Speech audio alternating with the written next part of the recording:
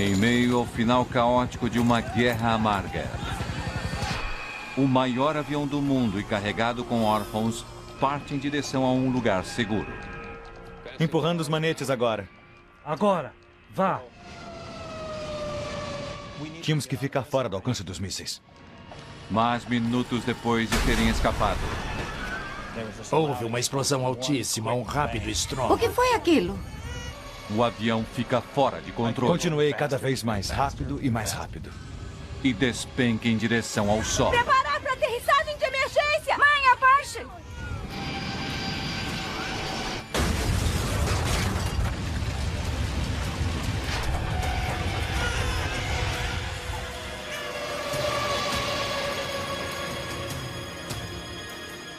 E então, houve um silêncio.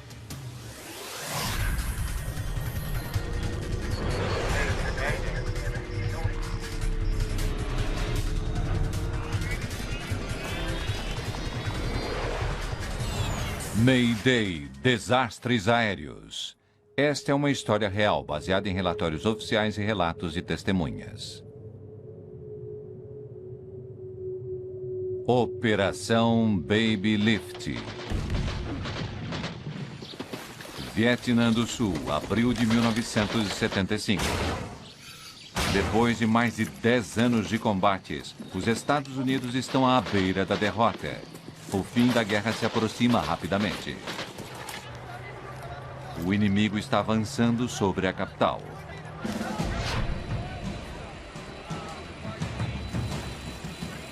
Em 4 de abril, em uma base militar na capital sul-vietnamita de Saigon, uma carga singular está sendo colocada em um enorme Galaxy C-5A.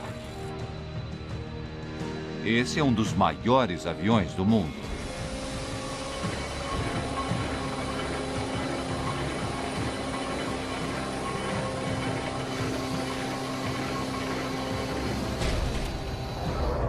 O C-5A é principalmente um avião de carga. Seu compartimento é grande o bastante para carregar tanques e alto o suficiente para a movimentação de ônibus.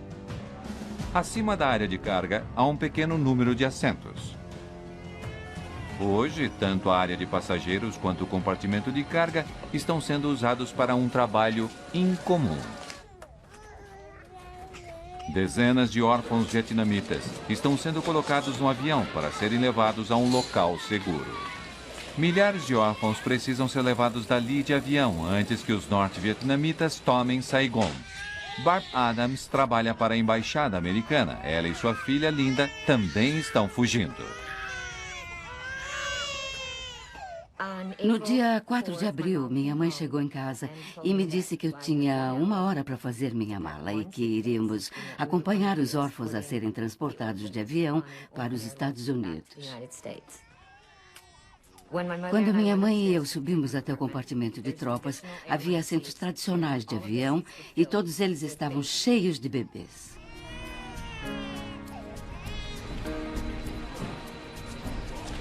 O sargento Ray Nedegar é o responsável pelo carregamento do enorme compartimento de carga. Veja se está firme. Temos pessoas aqui embaixo. Era difícil controlar a situação.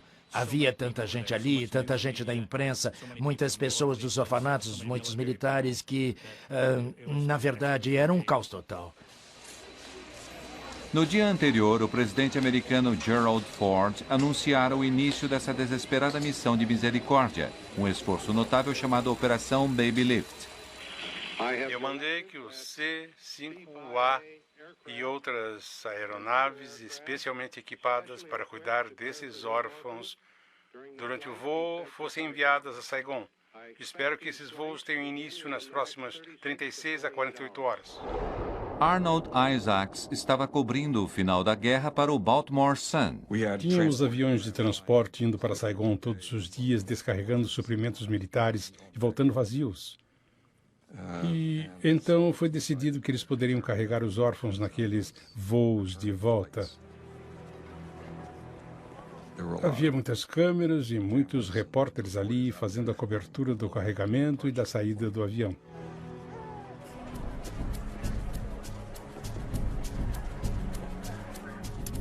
O comandante Bud Traynor é o encarregado do primeiro voo da Operação Baby Lift. Eu recebi uma ligação do posto de comando nos Estados Unidos e eles me perguntaram quantas pessoas você conseguiria tirar de Saigon se recebesse essa ordem.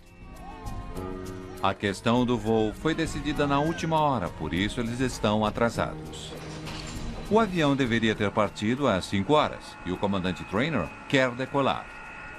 Ele dá ordens para que a porta do compartimento de carga seja fechada. Diga a todos que fechem as portas. Fechar porta do compartimento de cargas.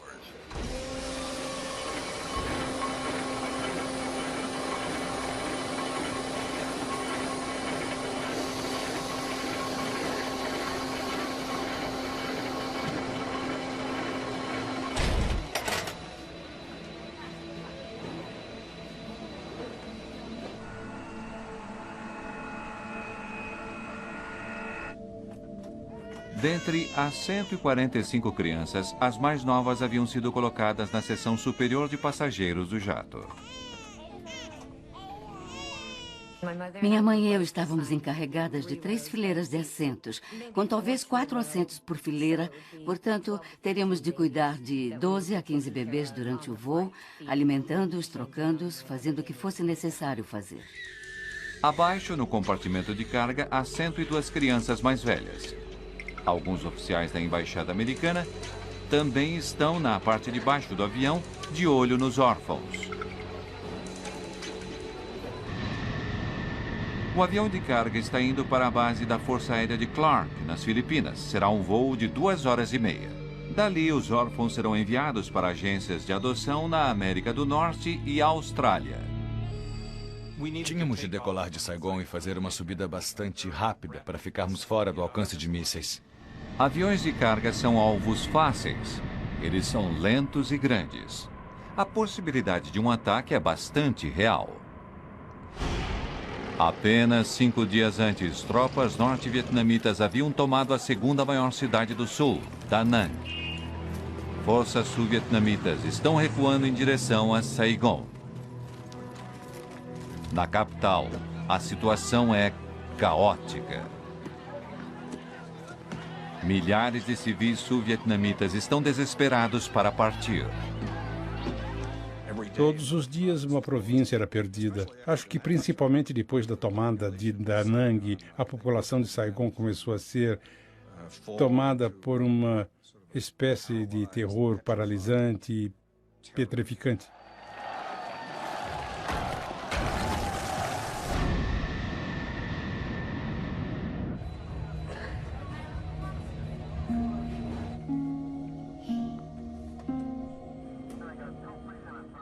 Como está o ar no compartimento de tropas? Está bom. Os bebês ainda estão berrando ou ficaram quietinhos com todo o barulho? A maioria está dormindo, não é? Ah, ainda bem.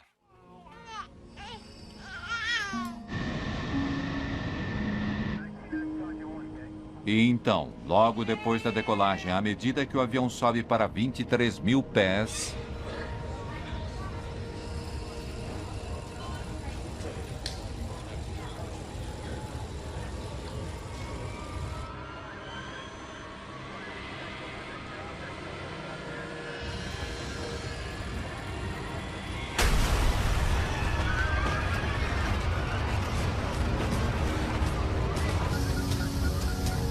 Quando houve a descompressão rápida, o avião se encheu com uma névoa e até que ela se dissipasse, você não conseguia enxergar. Houve uma explosão altíssima, um rápido estrondo. O que foi aquilo? E minha mãe disse, não tenho certeza, e dava para sentir que o avião estava descendo rapidamente. Vários tipos de fragmentos começaram a voar pelo avião.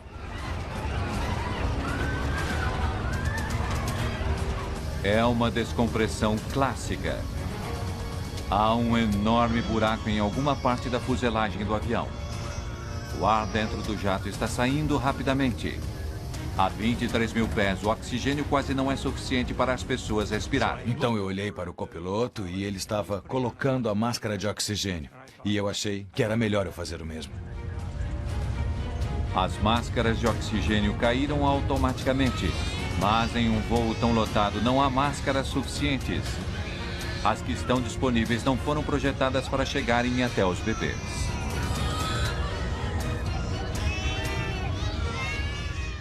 Quando olhei pela janela, eu vi o oceano e eu disse para minha mãe, nós estamos caindo, não estamos? Na parte de trás do compartimento de passageiros, a tenente Marcia Words entra em contato com a tripulação. Dali, ela em geral consegue enxergar o compartimento de carga abaixo dela. Piloto, aqui é o Words. Estou sobre a grade superior do compartimento de tropas. Vejo o Mar da China pela parte de trás do avião. O quê? A porta do compartimento de carga sumiu. O voo inaugural da Operação Baby Lift não vai conseguir sair do Vietnã. Os próximos minutos irão determinar se alguém irá sobreviver. Os níveis de oxigênio estão perigosamente baixos. Ao contrário da situação no compartimento de passageiros acima, há apenas algumas máscaras portáteis para passageiros no compartimento de carga. Minha prioridade número 1, depois de uma descompressão rápida, é levar o avião de volta a uma altitude em que todos os passageiros consigam respirar. Ou seja, 10 mil pés. Eu vou voltar para o aeroporto. E aí eu virei 180 graus e comecei a voltar para Saigon. Mas antes de chegar a Saigon, Sargento Snedeker! Traynor precisa saber qual a gravidade da situação. O avião estava descendo, inclinado para a esquerda. Naquele momento em especial, eu sentia que estávamos caindo. Fui até a cabine do piloto. Senhor! Veja o que está acontecendo. E o comandante Traynor me pediu que eu fosse até o compartimento de carga para ver o que estava acontecendo lá embaixo. Quando eu estava descendo, estava com a velocidade máxima, que é o que se deve fazer para chegar a 10 mil pés. Eu estava na velocidade máxima, puxei a coluna e nada aconteceu. Eu continuava cada vez mais e mais rápido. O avião de Traynor está mergulhando em direção ao solo e ele não consegue fazê-lo subir. Na parte de trás do avião, Ray Snedeker desce até o local do cerne do problema.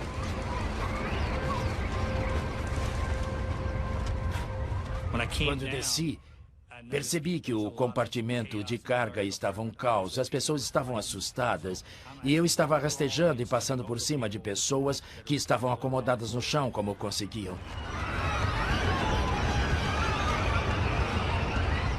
E eu vi aquele buraco enorme na parte de trás do avião. Toda a luz do dia estava ali atrás. Então Snedeker vê o que poderia ser um problema ainda mais sério. Havia vazamento de fluido hidráulico.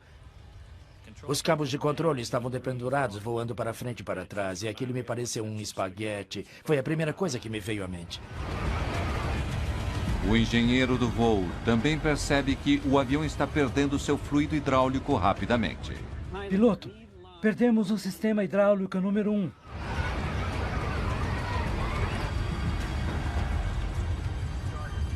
Acabamos de perder o número 2.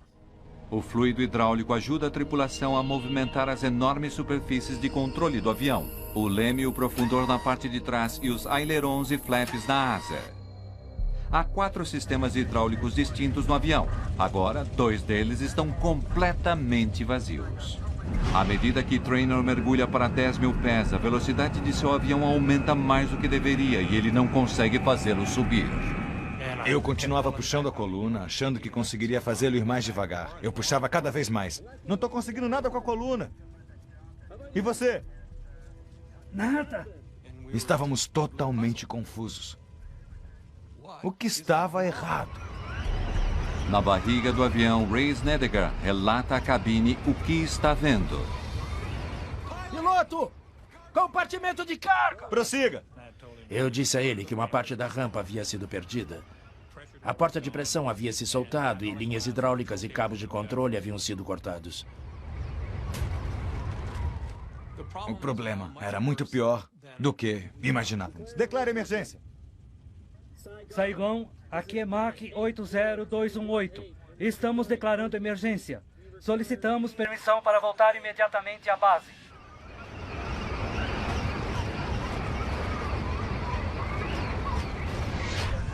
Depois de lutar com seu jato avariado, os esforços de Traynor finalmente parecem dar resultado. O avião havia se nivelado e estávamos dizendo: graças a Deus, estamos finalmente saindo dessa. Tão rapidamente quanto se nivelara, o avião começou a subir novamente. O nariz do jato começou a ir para cima. E aí eu soltei a coluna. E o que aconteceu? Nada. Agora eu continuava indo direto para cima. A menos que Traynor consiga ganhar um pouco de velocidade, seu avião logo irá entrar em stall e despencar para o solo. Ele começou a subir mais, e logo estava praticamente na vertical. No desespero, ele inclina uma das asas, forçando o nariz do avião para baixo. Naquele momento, eu estava em um mergulho direto e, ao que tudo indicava, não tinha nada que pudesse fazer para trazer o nariz do avião para cima. Então, intuitivamente, eu aumentei a potência. E, quando fiz isso, o avião se ergueu do mergulho e começou a subir novamente. Mas dessa vez, eu o parei a 10.000 pés e o nivelei. E percebi que eu tinha aprendido a controlar o avião. Traynor não consegue controlar o ângulo de inclinação do nariz do seu avião como ele geralmente fazia, empurrando e puxando seu manche. Em vez disso, ao diminuir e aumentar a potência de seus motores suavemente, ele parece conseguir manter o avião nivelado. Eu me dei conta de que meu único controle de ângulo de inclinação do nariz era o manete. O avião desce para 10.000 pés. Agora, há oxigênio suficiente para respirar. 100. É seguro tirarmos as máscaras. Descer trem de pouso e verificação pré-aterrissagem.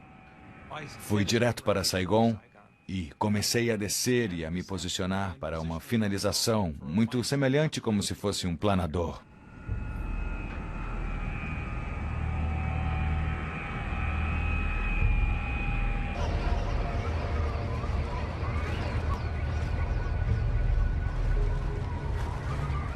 Não se preocupem. Eles estão cuidando disso lá em cima. Logo estaremos em terra. Eu estava tentando confortar aqueles passageiros. Ao mesmo tempo, eu sabia que tínhamos sérios problemas, pois o avião continuava descendo.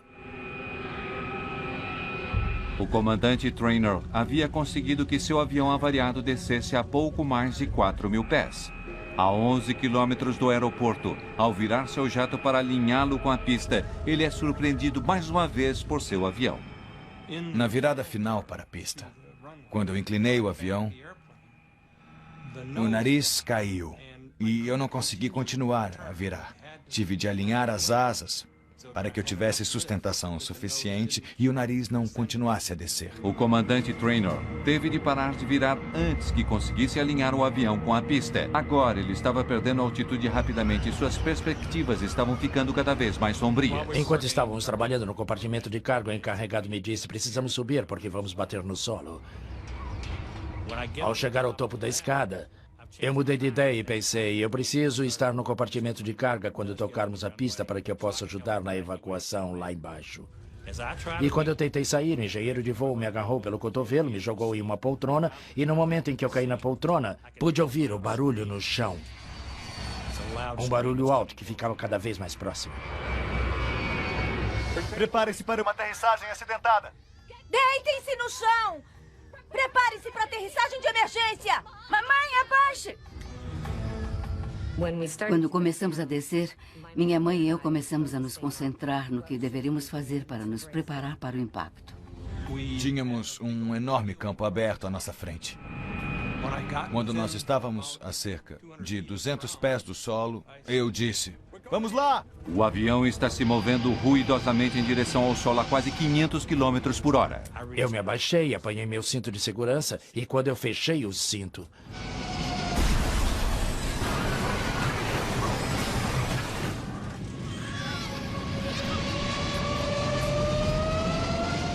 Nós tocamos o solo com certa facilidade. E aí voltamos para cima. O oficial na Jump Seat me dizia: Bud, nós vamos conseguir. Mas eu podia ver, surgindo à minha frente, um rio realmente enorme. Por isso aumentei a potência. Minha mãe estava em um dos lados do corredor e eu estava do outro lado. E ela me disse, venha pra cá, sente-se comigo.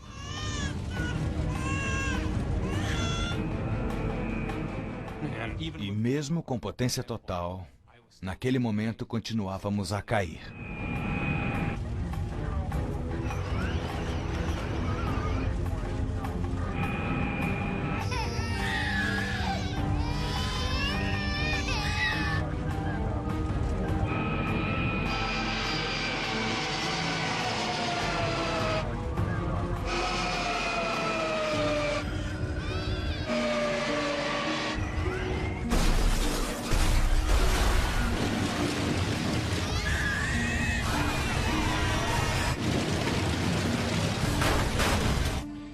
Minha vida passou diante de mim em câmera lenta. O avião estava se partindo onde eu estava sentado. Todos os tipos de coisas começaram a voar pelos ares. E aquilo continuou como que indefinidamente. Enquanto eu estava ficando de cabeça para baixo, eu lembro de ter dito adeus para minha mulher algumas vezes, porque eu já era.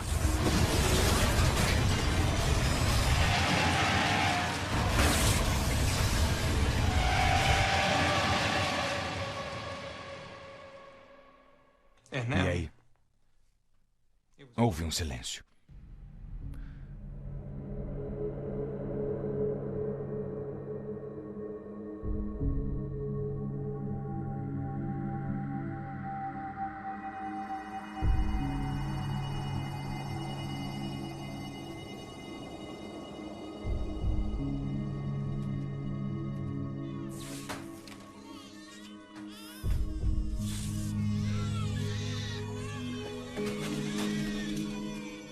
Quando o avião parou, eu procurei minha mãe e não conseguia mais vê-la em parte alguma. Naquele momento era tudo um tanto surreal e eu nem ao menos sabia o que realmente havia acabado de acontecer. Tudo o que eu sabia é que tínhamos de tirar os bebês dali.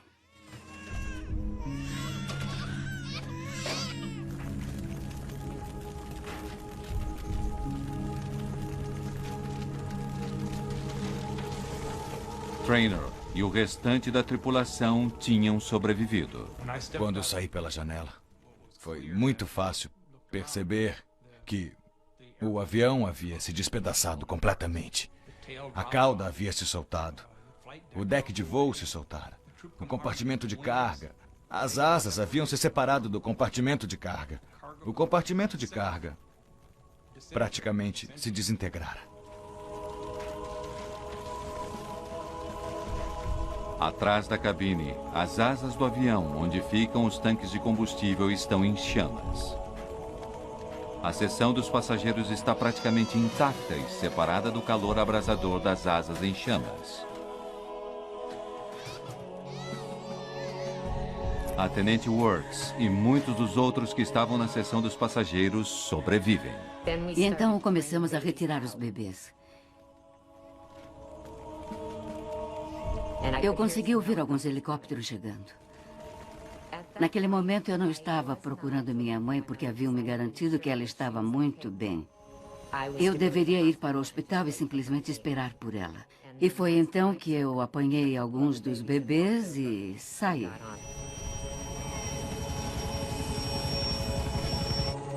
Um dia que começara com a promessa de esperança, termina em desastre.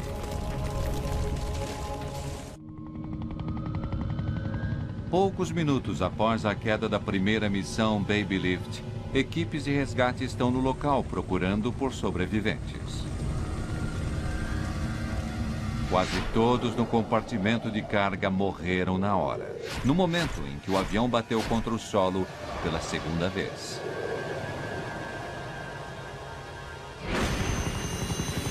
Os mortos, os feridos e os sobreviventes são levados a hospitais em Saigon e na Tailândia. Como eu não estava muito ferida, eu simplesmente me sentei e fiquei esperando por minha mãe enquanto eles traziam muitos dos bebês.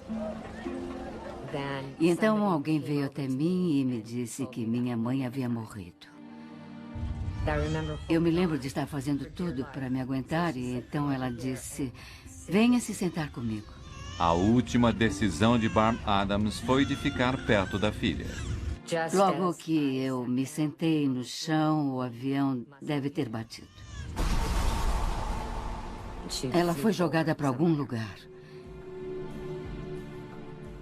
E aquela foi a última vez que vi minha mãe. 175 pessoas sobrevivem ao acidente com um jato da Força Aérea. Entretanto, mais de 150 morrem.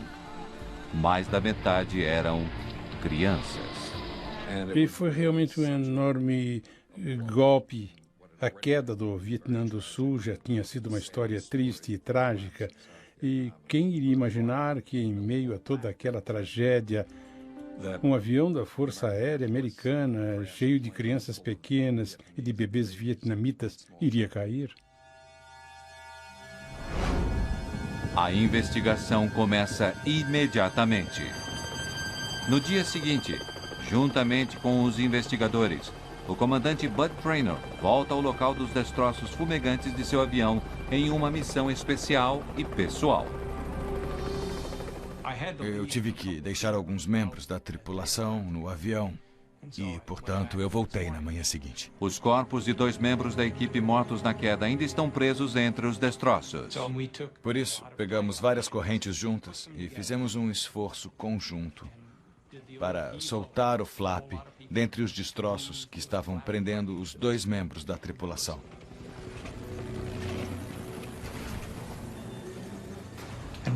E os tiramos de lá. É sempre importante terminar o trabalho. E fizemos isso. Só que aí eu fui muito ingênuo quanto ao que imaginei que iria acontecer em seguida. Eu meio que visualizei homens de capacetes prateados isolando o local com uma corda branca e aquele seria um lugar protegido. E foi aí que eu levei um choque. Espera, não há nenhum guarda aqui. Havia sim um soldado vietnamita vasculhando minha mala e usando minha jaqueta de voo.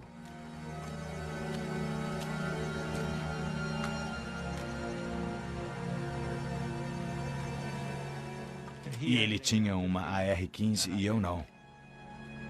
Essa jaqueta é minha. Eu sou o Bud Traynor.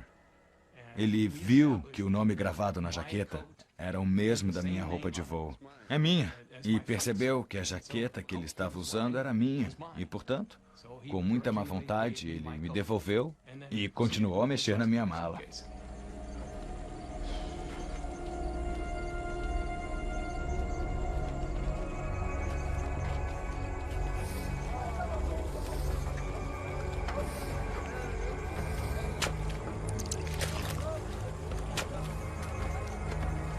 E não foi apenas a jaqueta de Traynor. Saqueadores estavam tirando tudo do avião.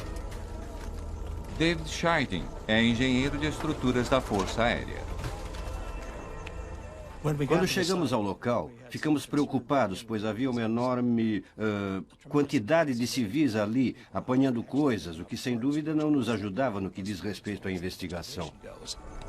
Ele faz parte de uma equipe que foi até Saigon tentar descobrir o que causara a queda do avião. Essa investigação foi bastante singular por vários pontos de vista. O primeiro deles, claro, é que havia pessoas tirando peças de nós, mas a segunda é que o país estava em caos, estava se desintegrando. Frank Husking também faz parte da equipe de investigação. O exército do Vietnã do Norte e os Vietcong estavam por toda parte, e nós estávamos ali durante o dia, mas era uma sensação muito desconfortável. Muito desconfortável. Uma das primeiras coisas que queríamos descartar era a sabotagem e uma bomba. Trouxemos cachorros das Filipinas, cães farejadores de bombas. Leve-o de volta para a parte de trás do avião. Com soldados vietnamitas do norte tão próximos, um ataque direto ou sabotagem são teorias óbvias.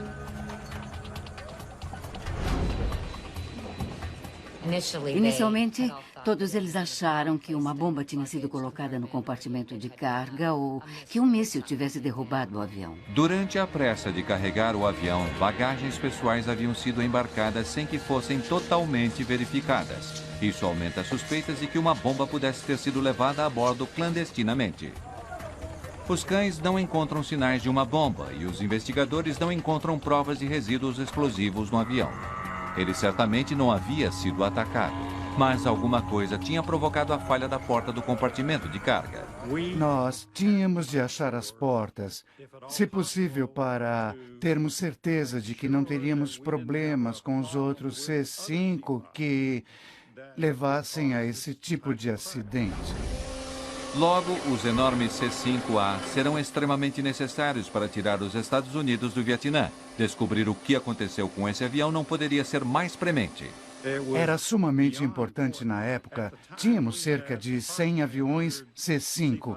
Havíamos deixado o C-5 em terra até que pudéssemos descobrir, em primeiro lugar, qual era o problema e, em segundo, o que iríamos fazer para impedir que aquilo acontecesse de novo.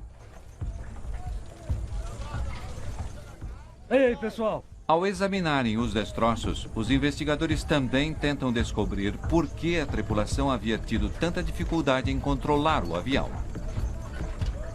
Vejam como isso foi arrancado. Os cabos, onde Ray Snedeker vira o vazamento de fluido hidráulico, eram os que controlavam o profundor do avião.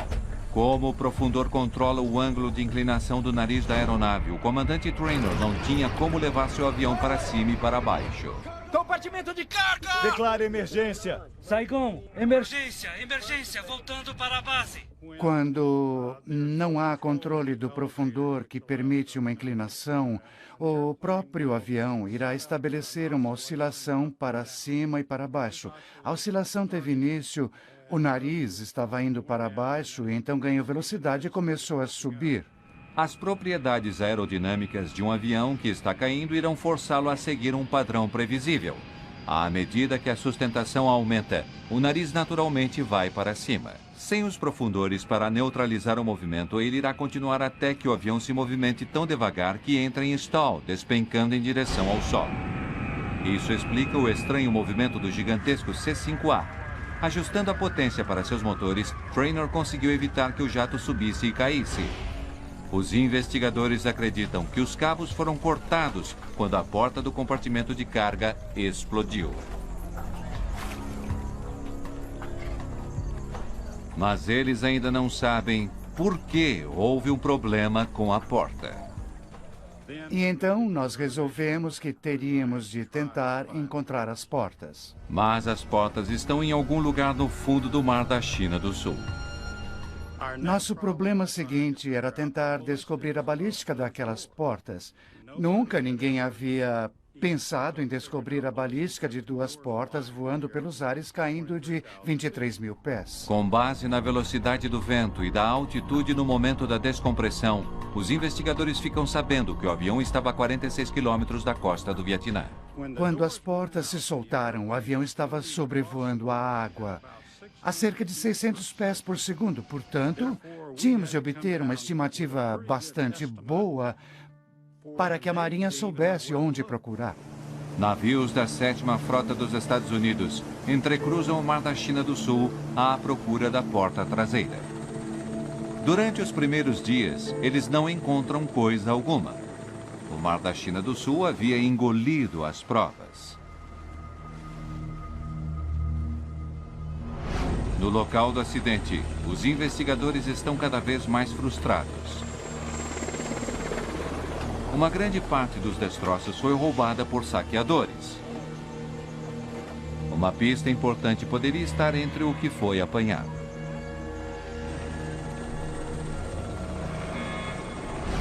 Para conseguir essas peças de volta, a Força Aérea se dispõe a comprá-las. A estratégia era distribuir folhetos por toda a cidade de Saigon e regiões vizinhas. Queremos de volta todos os pedaços de material da aeronave e, inclusive, lhes pagaremos se vocês os devolverem para nós. 11 dias após o acidente, folhetos são entregues às autoridades locais e distribuídos por toda a cidade. Finalmente, os investigadores recuperam a câmera que fora usada por uma equipe de filmagem a bordo do avião. Eles esperam que isso possa mostrar exatamente o que aconteceu. Mas o filme dentro da câmera já havia sido retirado. Uma outra peça entre os destroços devolvidos durante o programa de comprar de volta é exatamente o que eles estavam procurando. Estávamos tentando conseguir as caixas pretas, porque era o item que queríamos. Todos os C-5A são equipados com um sistema de computador que grava informações vitais a respeito da operação do avião. O sistema grava ajustes do motor, velocidade do ar, altitude e centenas de outros parâmetros em uma fita magnética. O sistema é chamado MADAR, sigla em inglês para Sistema de Análise e Gravação de Detecção de Mau Funcionamento. O sistema não havia sido encontrado no local do acidente. O MADAR é finalmente devolvido por alguém em busca de recompensa, mas acaba sendo uma decepção. Ele não identificava a razão das portas e das rampas não terem funcionado, mas, na verdade, ele nos fornecia uma sequência de ocorrências de muitas áreas, inclusive altitude e velocidade do ar, e o desempenho da própria aeronave durante aquele período de tempo.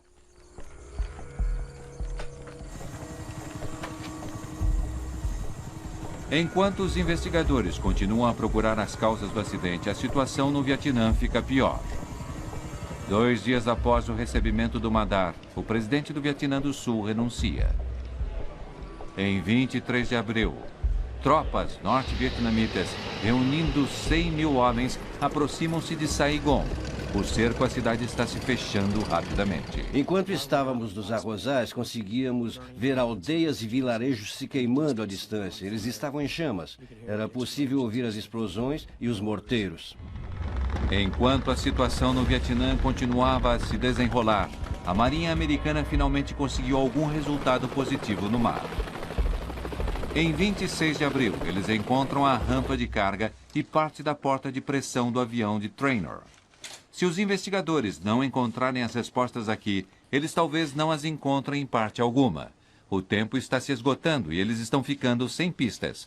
Quando a rampa é examinada, os investigadores fazem uma descoberta inquietante. Naquela rampa, 2 dos estribos estavam em excelentes condições, estavam perfeitos, eles não haviam apresentado defeito. Isso, obviamente, nos mostrou que pelo menos 2 das travas haviam simplesmente se destravado. O C-5A tem 14 travas que mantêm a porta de carga traseira fechada, 7 de cada lado.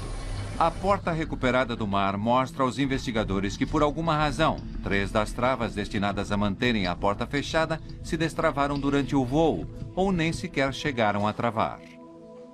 Na verdade, esse voo era como uma bomba relógio. Quando a rampa foi fechada, todas aquelas travas pareciam estar na posição de travamento. Quando o avião levantou o voo, o fusível se acendeu e, à medida que a aeronave subia, o fusível continuava queimando. À medida que o avião alça voo rumo a Saigon, a pressão fora do jato cai e o ar do lado de dentro fazia uma pressão cada vez maior contra a porta do compartimento de carga. E então, quando o avião passou dos 23 mil pés com 3 fechos destravados, a pressão contra a porta foi demais.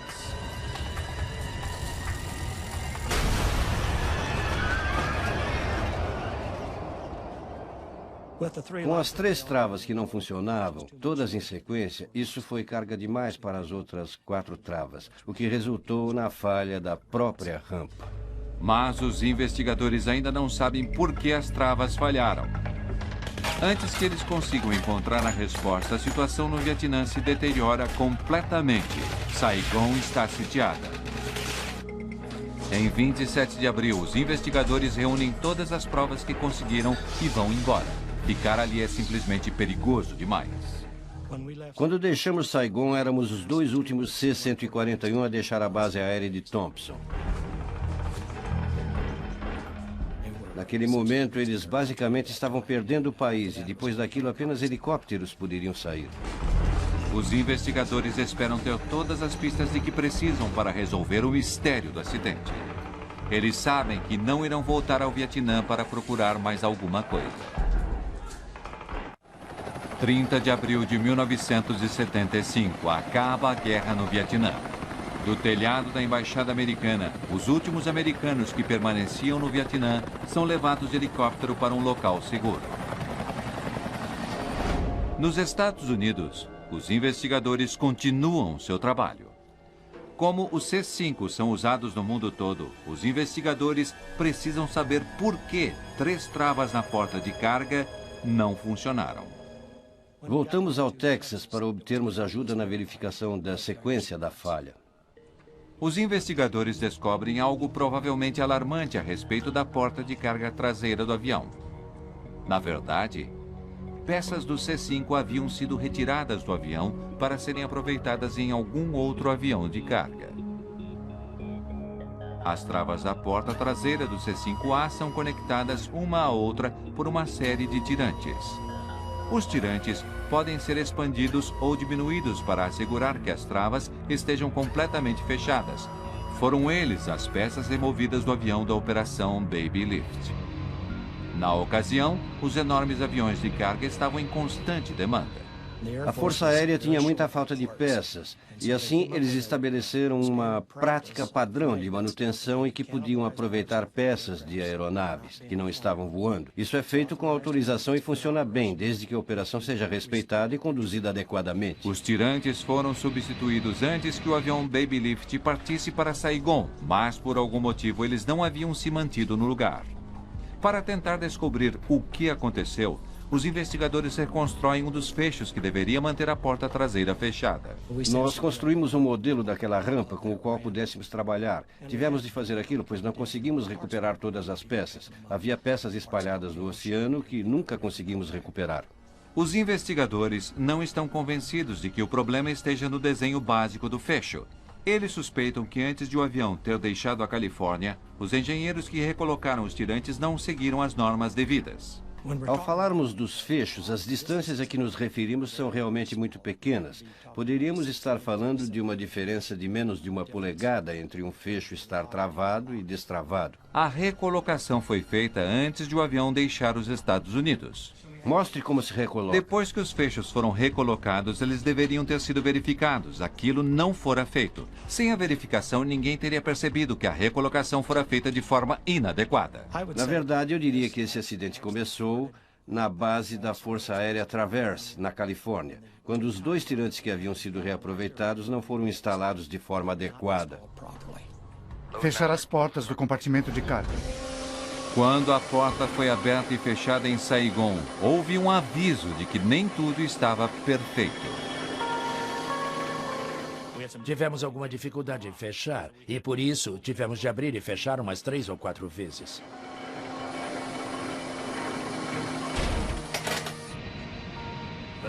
Parecia algo rotineiro e no calor do momento não pensamos em nada.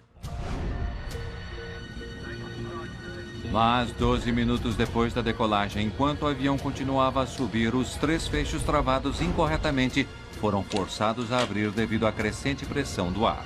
Os fechos remanescentes não conseguiram aguentar a carga extra. A porta do compartimento de carga se abriu violentamente e foi arrancada da fuselagem.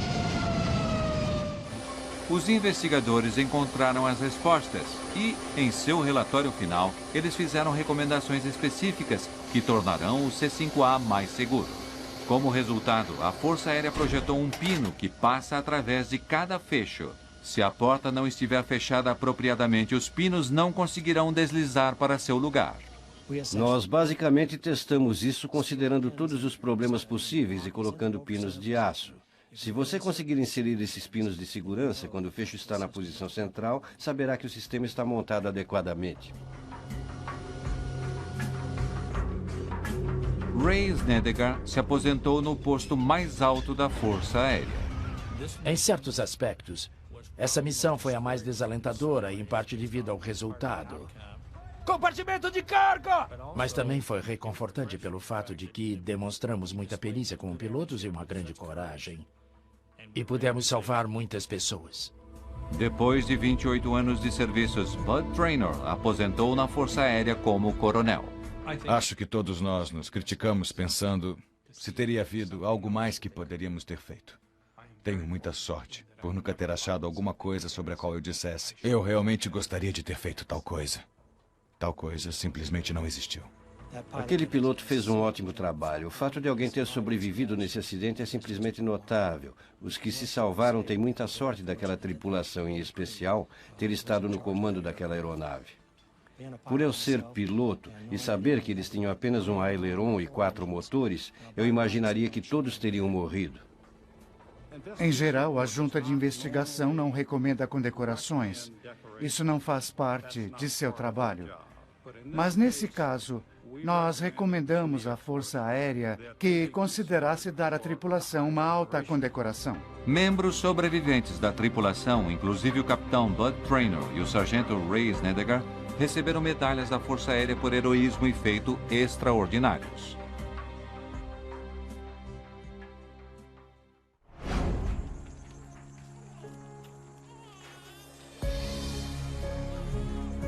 Entre os órfãos que sobreviveram estava Ina, um bebê na época. Ina! Hoje, ela é conhecida como Kelly Jackson Brownlee. 4 de abril de 1975. Esse é certamente um ponto central na minha vida. Quando deixei para trás uma parte de mim no Vietnã. Quando a Operação Baby Lift foi retomada, Kelly, juntamente com centenas de outros órfãos, foram levados de avião para os Estados Unidos. Ela finalmente foi adotada por uma família perto de Seattle, Washington. Houve uma comemoração de aniversário de 25 anos em abril de 2000, reunindo todos os adultos que haviam sido adotados, vindos do Vietnã. E eu acabei conhecendo alguém muito especial e com quem, na verdade, acabei me casando. Chris Brownlee e sua esposa Kelly estavam ambos no voo que saiu do Vietnã em 5 de abril de 1975, um dia após o acidente. No final de abril de 1975, mais de 3.000 órfãos foram retirados do Vietnã durante a Operação Baby Lift. Versão brasileira: Centauro.